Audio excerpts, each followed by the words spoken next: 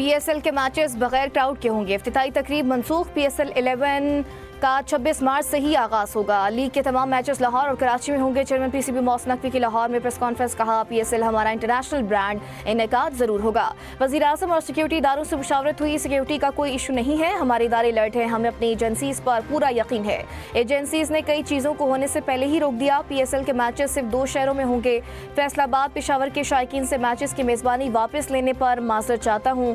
खित्ते की सूरत हाल बेहतर होने तक क्राउड को इजाज़त नहीं होगी। टिकट्स के पैसे वापस किए जाएंगे। फ्रेंचाइज का गेट मनी का नुकसान पीसीबी पूरा करेगा।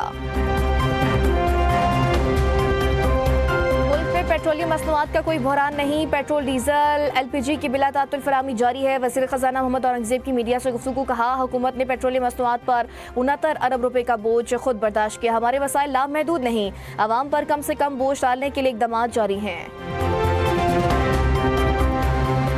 ईरान का अमेरिका के एक और तैयारे को तबाह करने का दावा। अमेरिका के लड़ाका तैयारे F-5 को निशाना बनाया गया। ईरानी फौज ने F-15 को गिराने की वीडियो भी जारी कर दी। तर्जुमान ईरानी वज़ारत ख़ारिजा का कहना है कि ईरान से सब्र व तहम्मुल की तवक्कुल रखना बेईमानी है। जिन्होंने जंग मुसल्लत की उन्हें इसे रोकना होगा।